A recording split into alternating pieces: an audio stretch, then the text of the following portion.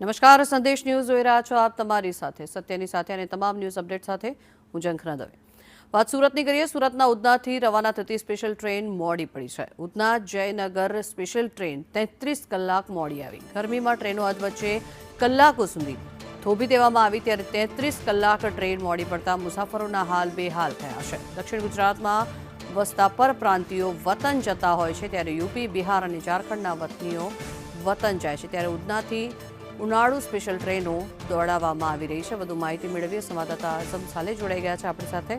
આઝમ, જણાવશો જે રીતે 33 કલાક એ ખૂબ જ લાંબો સમયગાળો છે, આટલા કલાકો સુધી ટ્રેન મોડી પડી છે, શું અસર થઈ છે આ ટ્રેન મોડી પડવાથી?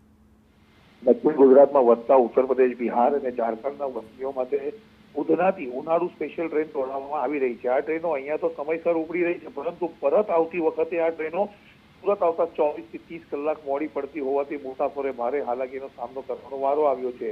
હાલમાં 09031 ઉધના જયનગર સ્પેશિયલ ટ્રેન 33 કલાક મોડી આવી હતી, જેના કારણે મુસાફરોએ રજૂઆત કરવા નોબત આવી હતી। ઉનાળુ વેકેશન શરૂ થવાની સાથે સુરત ઉધનાથી ઉપરથી ઉત્તર પ્રદેશ, બિહાર, ઝારખંડ, રાજસ્થાન, દિલ્હી તરફની ટ્રેનો હાલ પાવરફુલ થઈ રહી છે। જો રેલવે તંત્ર આમાં ધ્યાન ના આપશે તો આવનારા દિવસોમાં વિકટ પરિસ્થિતિનો સામનો કરવાનો વારો આવશે।